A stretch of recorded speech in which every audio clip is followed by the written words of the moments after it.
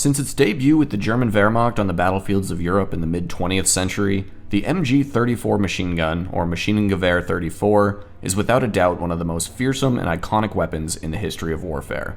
With nearly 600,000 units built during its official service life with the German military, the MG-34 is the second most widely produced general-purpose machine gun of all time. Today, let's take a look at 5 fascinating facts you might not know about the MG-34. Number 1. In a league of its own. As the First World War came to a close in 1918, it was abundantly clear to all sides that fought in the conflict that the machine gun would play a critical role in future wars. Armaments industries across the globe quickly went to work to produce the next best machine gun concept based on the hard lessons learned in the mud-filled trenches of the Great War. Many nations, including the United States, saw the future of the machine gun split into multiple separate weapon systems, much like they had been in the First World War. Heavy machine guns, like the M250 caliber machine gun, were to be used in stationary defensive roles set in a tripod or mounted atop an armored vehicle. Light machine guns, like the M1918 Browning automatic rifle, or BAR, were to be used as flexible mobile infantry support weapons that could be carried by one man but provide additional firepower on the battlefield. Germany, on the other hand, wanted to produce a weapon that could serve effectively in every role where a higher rate of fire was required. The MG-34 was developed with this goal in mind as an Einheitsmaschinengewehr, or universal machine gun.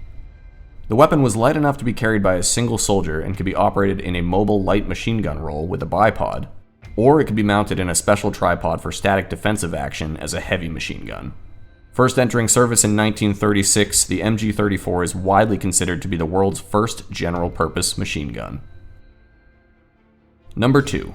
Old name, new tricks. While the name MG-34 is now synonymous with the German military might of World War II, the designation of this iconic machine gun wasn't always so familiar. When young Allied soldiers first encountered these new powerful German weapons in the field, they often coined common and easy-to-remember names to describe the forces that they were up against. Many of these young men had grown up hearing stories about the Great War, including the terrifying MG-08 machine gun, or Spandau, that their fathers had fought against in the last great European conflict. The name stuck as a catch-all for German machine guns, and many enlisted men came to know the sight and sound of the MG-34 as their generation's Spandau. Despite never being produced by the Spandau arsenal like its predecessor, the MG-08, the MG-34 nevertheless carried on the Spandau name in the minds of many throughout the conflict. Number 3. Keeping it simple. In any major conflict, logistics and supply lines can make or break even the world's most powerful armies. When the German Reichswehrministerium began to rebuild the German army in the lead-up to the Second World War, this concept was front of mind when it came to developing small arms for the Wehrmacht.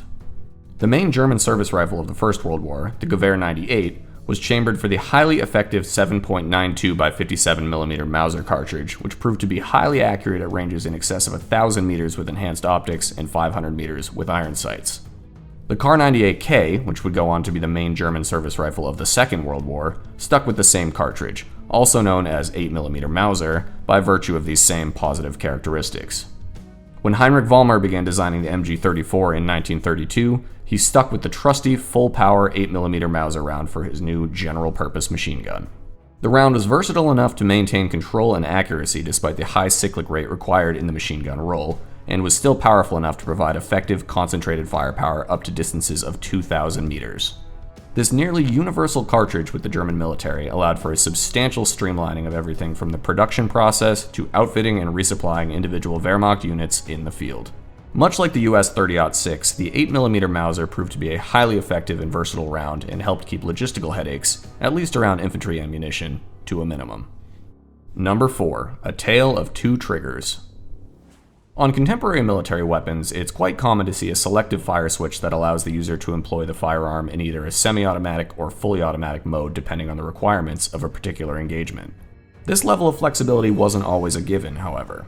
When the Reichswehrministerium put out its order for a new general-purpose machine gun in 1932, one of the major requirements for the contract necessitated not only fully automatic capability, but also a semi-automatic option for the weapon. Select fire technology had already been developed and proven viable with foreign weapons such as the American M1918 Browning automatic rifle, but had largely been underutilized by the German firearms industry up to the 1930s. This would change, however, with the MG-34.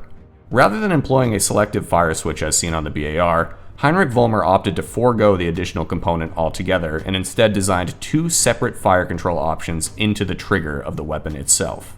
This unique double crescent design allowed the MG34's operator to seamlessly adjust between fully and semi-automatic fire just by manipulating his trigger pull.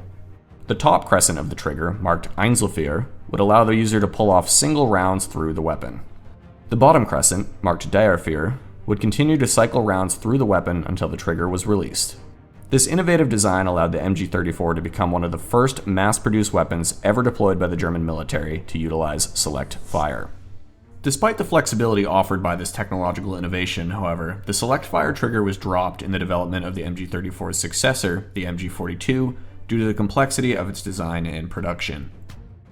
Number 5. The star of the show. With the firepower superiority offered by the machine gun being undeniable by the end of the First World War, German military leaders knew that any future infantry training regiments and tactical doctrine would have to be built around this critical piece of equipment. As Germany began its massive buildup of military might and war clouds gathered over Europe, it was determined that the general-purpose machine gun, at this time the MG34, would be the cornerstone of the standard Wehrmacht infantry squad. Each 10-man squad would be made up of a squad leader, assistant squad leader, a team of 3 to service the MG34, and 5 additional riflemen, all of which would carry ammunition for and support their invaluable MG34. In this organization, everyone in the unit acted around the weapon in its light machine gun role, with the operator of the MG34 laying down a constant barrage of fire on enemy positions and the supporting riflemen providing covering fire, especially during reloading and barrel changes. This squad-level organization proved so effective, in fact, that both American and British formal infantry doctrine specifically warned against assaulting an enemy infantry squad until they were confident that a barrel change was underway. The infamous Wehrmacht infantry units that swept through Poland, France, the Low Countries, and the Soviet Union during those early years of World War II were quite literally built around the MG34. If you enjoyed this video, please be sure to hit that like button and subscribe, and you can check out more fascinating facts about the iconic equipment of the Second World War right here.